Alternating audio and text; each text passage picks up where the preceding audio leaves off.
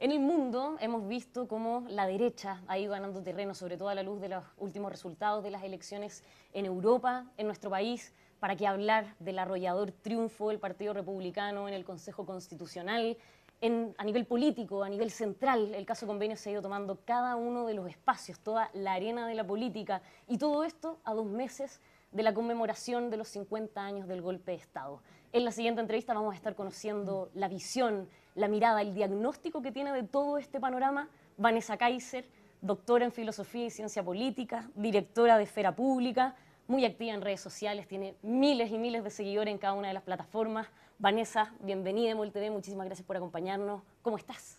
Gracias por la invitación. Estoy muy preocupada. Muy Sí, preocupada. me pregunta, sí. ¿Y por cuál de todas las cosas que yo decía? Mira, lo que más me preocupa esencialmente es que a través de agendas internacionales, a través de activismo, digamos, de organismos internacionales muy poderosos, se nos están imponiendo a nivel local a los países en contra de nuestra legislación una serie de políticas como por ejemplo la ESI, que nosotros lo rechazamos en el Congreso y que sin embargo se está imponiendo de todas maneras a través de toda esta extorsión que se hace, que se avanza, la Agenda 2030, por ejemplo, también.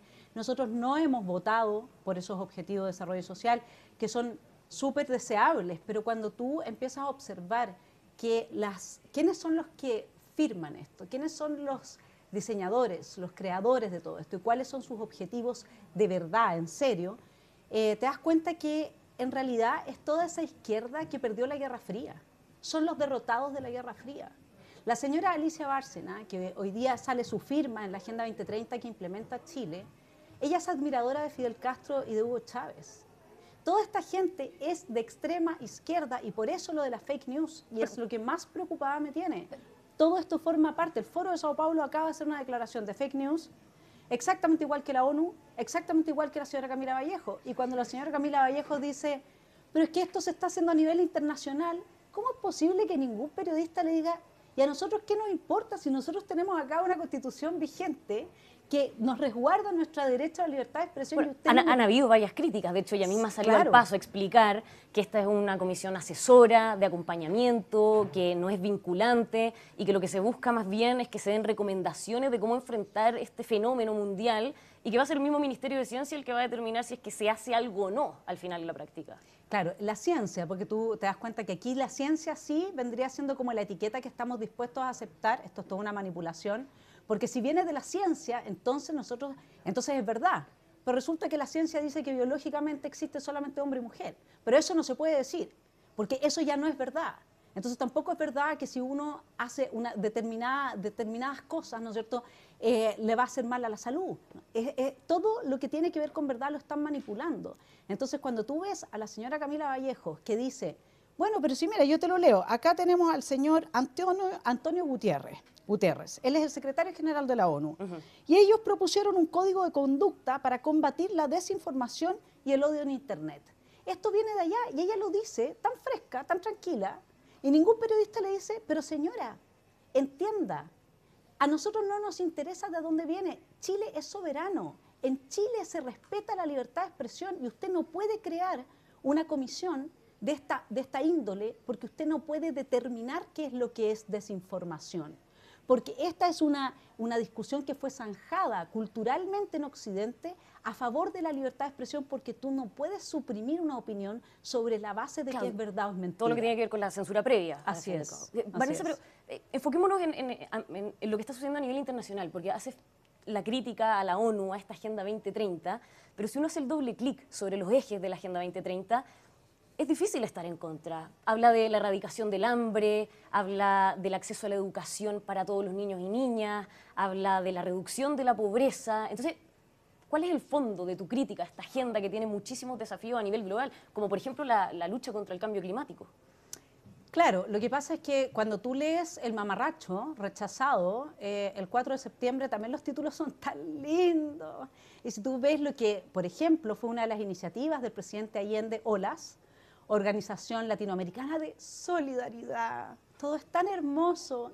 La educación sexual integral, que implica esas tocaciones a los niños y que implica destruirlos psíquicamente, es tan amorosa porque es sexual y es integral. Bueno, yo ya, o sea, de verdad que salga el título acabar y erradicar el hambre. ¿Cómo lo quieren erradicar? ¿Se han preguntado eso? Porque acá, si tú te das cuenta, por ejemplo, tenemos el tema de que nosotros en educación con perspectiva de género, ¿y qué pasa si yo soy católica, cristiana, yo no quiero la perspectiva de género? ¿Qué pasa si yo ni siquiera tengo una religión? Simplemente no adscribo a que el valor de una persona pasa por su genitalidad. Ah, no estoy fuera. Te están homogenizando a través de una agenda de educación para la sostenibilidad. ¿Cuál es el fundamento, cuál es la herramienta de la UNESCO para esta educación de la sostenibilidad? La Carta de la Tierra. ¿Sabe usted quiénes son los autores de la Carta de la Tierra? Gente que dice que el ser humano es una plaga y que tiene que exterminarse. Y no estoy exagerando. Entonces la crítica... Entonces, espera, yo quiero hacer solamente un llamado a que se compren todos los que les interesa este tema, este libro de Juan Claudio Sanahúja, Poder Global y Religión Universal. Aquí están todos los tratos, todos los pactos a nivel internacional, te cito algunos. ¿Cuál es el objetivo de la Agenda 2030? Hacer una constitución global. Nosotros queremos una constitución impuesta por organismos internacionales capturados por la extrema izquierda. ¿Quién nos preguntó a nosotros si queremos esto? Que tú juegues con la deseabilidad de lindos títulos no significa que son 169 artículos los que vienen debajo. Se acaba la soberanía en términos de educación, de que tú puedas realmente educar a tus hijos como tú quieres. Se acaba es decir, el derecho de los padres preferente a educar a sus hijos. Se acaba la soberanía en términos de salud. Al lado de debajo de cada título viene el articulado. Junto con el articulado vienen las herramientas de medición que van a dar los indicadores en qué medida se va avanzando o retrocediendo en estos indicadores. En esas herramientas de medición, por ejemplo, tú tienes que van a tener a toda la población controlada respecto de todas las vacunas que te exija el gobierno ponerte. ¿Y quién hace esas advertencias hoy en día en nuestro país desde la vereda política, por ejemplo, desde el Congreso? ¿Las ha visto? Sí, está Cristóbal Urruticoechea, bueno, mi hermano Johannes también las hace, el Partido Republicano no está a favor de destruir la soberanía nacional. Esto, por ejemplo, cuando tú ves los bordes, ¿ya? El borde que habla de dónde radica el poder soberano, ya no habla de que radica en la nación, sino que radica en el pueblo. Perdón, ¿por qué? ¿Tú crees que es una distinción menor? China cambió la palabra pueblo en su constitución por nación, porque en una nación caben muchos pueblos distintos y comparten una misma nación, ¿no es cierto? Pero en un pueblo no caben naciones distintas. Entonces, todo este lenguaje, todo este trabajo que se ha hecho fino para adecuar esta constitución habilitante, porque todo esto es resultado de un trabajo muy claro que está haciendo la izquierda internacional desde estos organismos, y por eso es que cuando todos se preguntan, pero ¿cómo tan cara de palo este gobierno? ¿Pero cómo no reacciona frente a 2 derrotas electorales? ¿Pero qué es lo que está pasando? Bueno, anda a ver las reuniones del señor Boric con la señora Narváez en la ONU y la gente diciendo, esto es una agenda que se va a imponer y ya no depende de los resultados en la democracia. Pero los ejes de la Agenda 2030 vienen desde mucho antes, desde que se instaló este gobierno en la moneda. Sí, no, absolutamente. Ese es el gran problema, el zapato chino de una derecha como la republicana o de una derecha como la de Vox, que en el fondo hoy día en el mapa político tú tienes una nueva fisura, digamos. Ya no es derecha-izquierda en torno a ciertos temas, sino que también son globalitarios o globalistas, pero son globalitarios, ¿no es cierto? Y lo que da susto de esto es que ya te implementaron medidas que fueron draconianas con el tema del virus, y tú ya sabes que hoy día un gobierno global es posible, controlándotelo todo. Si en Canadá a quienes se manifestaron en contra de estas medidas les congelaron las cuentas corrientes. ¿Sabes lo que significa eso? Varias de las cosas que menciona inevitablemente se están abordando y se van a abordar en la eventual nueva constitución. ¿Qué se está jugando el Partido Republicano en el proceso constitucional? Sí, lo que el Partido Republicano se está jugando es la posibilidad, y el país completo, de entregarle, si es que las fuerzas políticas, digamos, lo permiten, junto a Chile Vamos, entregarle digamos, al pueblo de Chile un proyecto que sea mejor que la Constitución actual, que la de 2005. Y para eso tenemos que ver qué es lo que la Constitución actual no fue capaz de resolver, ¿sí? Y de ahí que uno esperaría que, a pesar de que están estos bordes que le dan la Constitución habilitante al Partido Comunista, que es por lo que ellos están luchando por estos bordes, y justamente el Estado Social y Democrático de Derecho, por ejemplo, Chile Vamos entendió el Estado Social y Democrático de Derecho como lo tiene Alemania, que es Estado social y democrático, pero no es de derecho, ¿ya? Y eso hace toda la diferencia. Porque el que sea de derecho lleva a que se judicialice la provisión progresiva de derechos sociales. Entonces yo creo que si Chile Vamos genuinamente entendió que, porque esto lo decía Diego Schalper todo el tiempo, no tengo por qué no creerle, si ellos dicen que esto es como el sistema alemán, copiemos el título entonces que tiene Alemania, ¿ya? Que es Alemania es un Estado social y democrático. Y descartemos el título que tiene Venezuela, que es un Estado social y democrático de derecho. Y yo creo que podemos llegar a tremendos acuerdos justamente en corregir, por ejemplo, que la existencia de las Fuerzas Armadas, la existencia, dicen los bordes, existencia, ¿se puede no existir? La existencia depende de la decisión del gobierno de turno, no puede. Yo creo que ahí se equivocaron, fue un error de redacción nomás. Tenemos que volver a que las Fuerzas Armadas, obviamente que son obedientes, son no deliberantes y dependientes del poder civil. Yo creo que en eso Chile Vamos no tendría ningún problema en reconocer que como no tenemos actas de las discusiones de estos bordes, no sabemos por dónde lo llevaron, yo creo que fue todo esto una equivocación, lo mismo que lo de las familias, ¿no? El derecho de las familias a educar a los hijos. O sea, el hijo del primo del tío de tu abuelo podría tener más derecho que tú a educar a tus hijos. No, yo creo que eso también fue un error súper involuntario, que no tiene nada que ver con una constitución habilitante ni nada, y podemos volver a los padres, a la figura de los padres. Entiendo entonces que, y estas preguntas se le han hecho mucho, incluso al presidente Gabriel Boric, que si le tocara votar este anteproyecto como si fuera la propuesta final, lo votaría en contra. Pero de todas maneras. Pero si busca en el anteproyecto la palabra CERVEL, así como busca en la Agenda 2030 la palabra democracia. ¿Y entonces qué cómo curioso, se da vuelta? Pero, perdona, qué curioso, en el anteproyecto de la comisión no está la palabra CERVEL. No es un órgano autónomo, es que ya con las directrices de la Agenda 2030 la democracia no es necesaria si ellos van a gobernar. Tú buscas palabra democracia en la Agenda 2030 y no sale ni una vez. ¿Cómo voy a aprobar yo un proyecto en el que no sale la palabra CERVEL? Explícame solo eso. Bueno, que un largo trecho aún. Es que se les olvidó igual. Es que, mira, lo que pasa es que en esa época estaba muy difícil porque faltaba oxígeno, digamos, por el CO2, entonces no pensaron bien, se les olvidó la palabra CERVEL. A los expertos.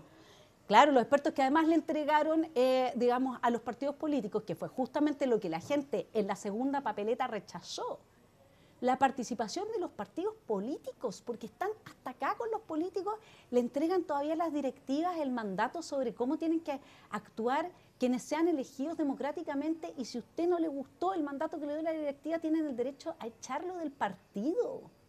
Pero si es que esto es completamente desquiciado. Vanessa, ¿cómo se da vuelta entonces para usted, que así como están las cosas vota en contra, y podríamos decir que se identifica con un sector como el Partido Republicano, ¿cómo se da vuelta esta situación de aquí el 17 de octubre para que vote a favor? Bueno, porque evidentemente que tal como dice José Antonio, hay que leer el texto que ellos van a entregar. Y si yo veo que es lo que yo espero de republicano, porque conociendo, digamos, su formación, ellos son personas que aman a su país y aman la tradición republicana de su país.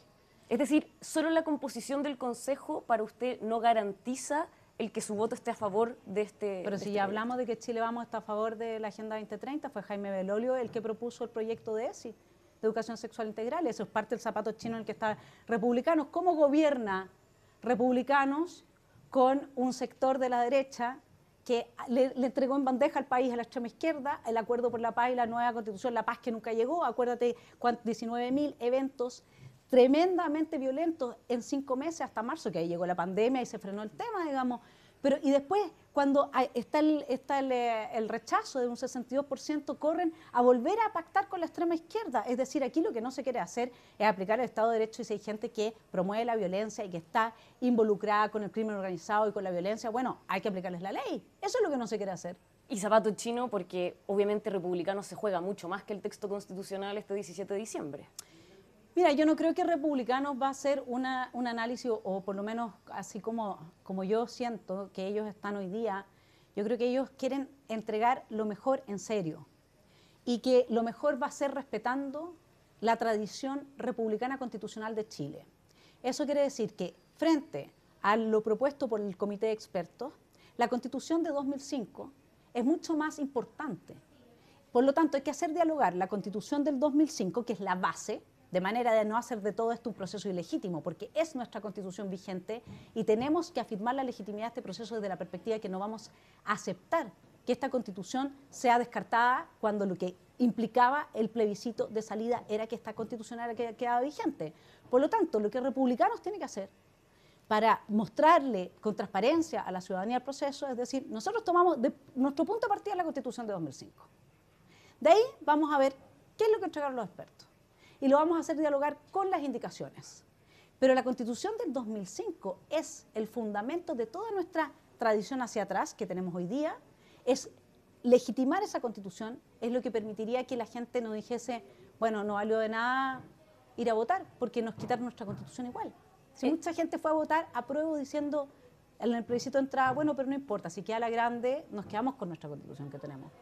Y a esa gente no la respetaron. Entonces, la legítima confianza que la gente tiene en sus decisiones democráticas está siendo quebrada. Yo creo que los republicanos tienen una tremenda oportunidad si rescata la Constitución de 2005 como el fundamento de este proceso, integra lo que corresponda del comité de expertos y al mismo tiempo hace las reformas que está llamado a hacer a través de sus indicaciones a esta tradición que viene, que no puede dejar fuera el documento, la Constitución de 2005. O sea, ese tiene que ser la piedra angular de su trabajo.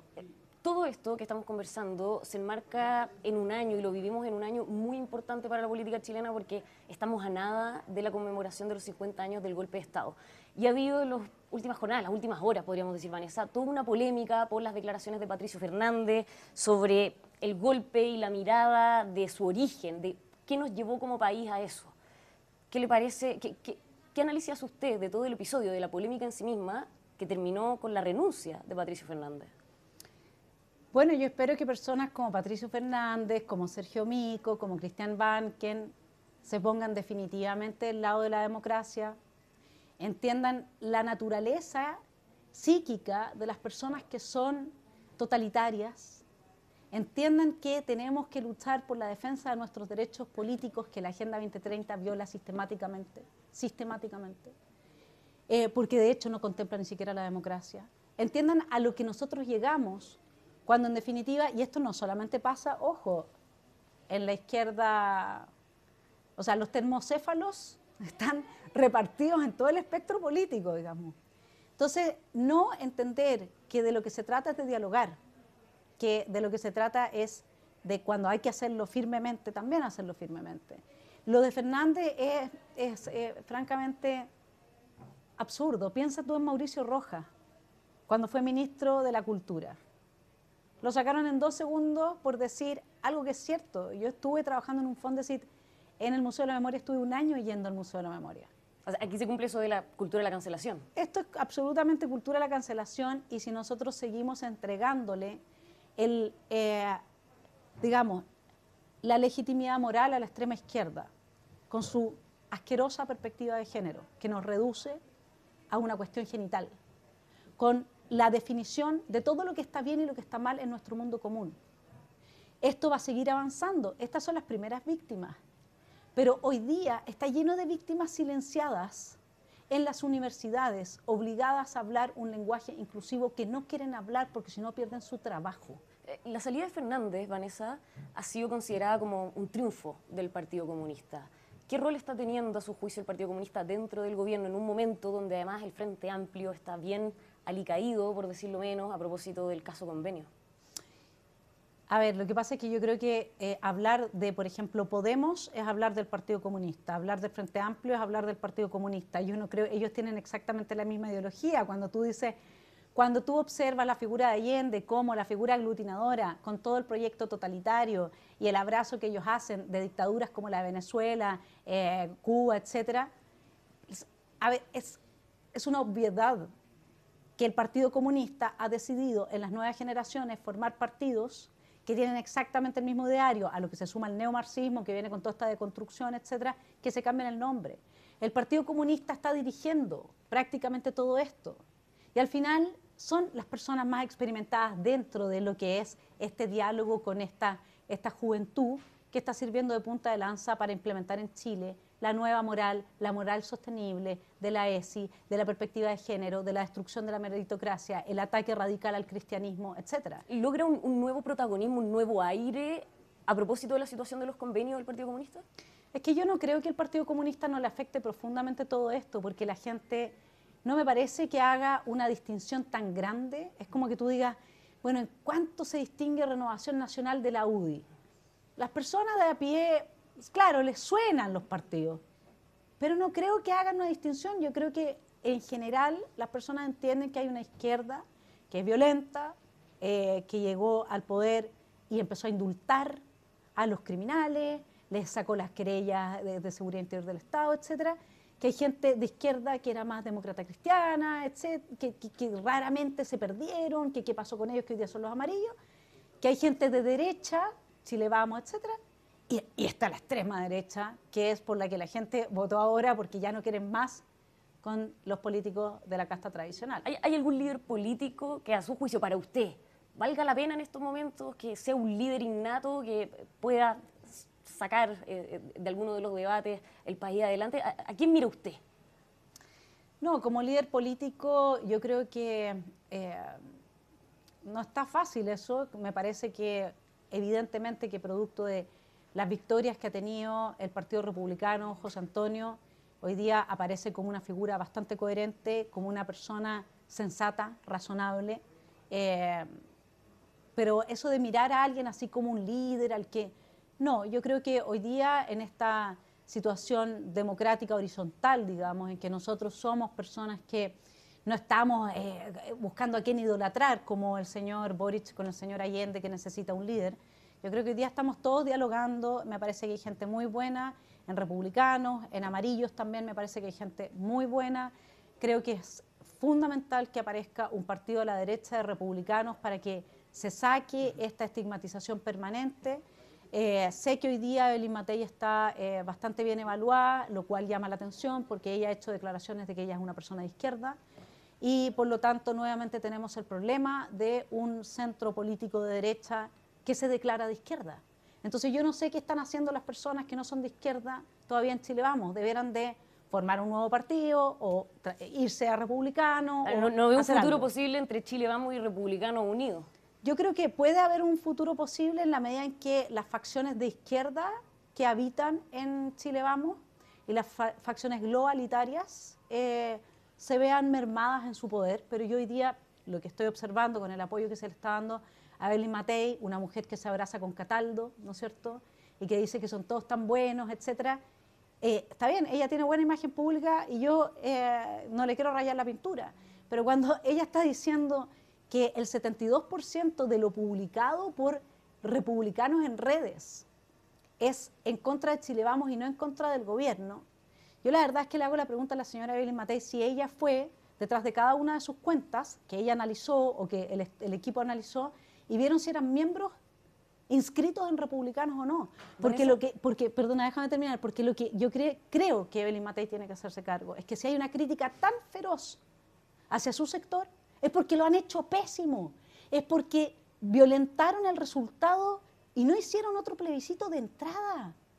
Es porque ellos le entregaron el país a la extrema izquierda. Entonces, le echa la culpa a republicanos de que serían republicanos o miembros de republicanos los que están haciendo una campaña del terror en contra de Chile Vamos. Pero si se la han hecho solos, si ellos lo han hecho pésimo. Entonces, yo francamente llamo un poco de honestidad política. Vanessa, para cerrar, y a propósito del 11 de septiembre, más allá de las críticas y de la postura política que uno pueda tener, hay una necesidad de abrazarnos como país en esa fecha, de llegar a un acuerdo, a un consenso, a un pacto. ¿Eso lo ve posible entre todas las fuerzas, desde el Partido Comunista al Partido Republicano? Obviamente que hay gente que se alimenta del odio, de la venganza y del victimismo, que nunca jamás va a soltar ciertas banderas, eso es lógico.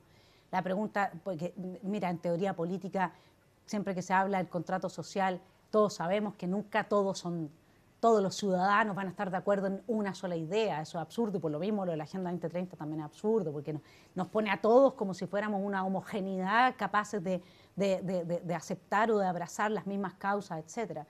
Pero lo que yo sí creo es que puede haber una gran oportunidad de sanar las heridas si es que se aplica derecho humanitario a los presos de Punta Peuco, porque ya está bueno ya que tengamos, señores, esto lo dijo Clara Charansky, esto está en una de las indicaciones que ya logró más de 10.000 firmas dentro del proceso. Derecho humanitario para los presos de Punta Peuco. No podemos tener a personas de 90 años con cáncer encerradas, eso es un geriátrico. Mándenlos a su casa a cumplir la condena. Esto es de mínima humanidad para que nuestro país restablezca su piso moral. Vanessa, muchísimas gracias por habernos acompañado hoy día. Gracias a ti, Pati. Y a todos ustedes los dejamos como siempre invitados a que sigan con nosotros informándose aquí en emol.com.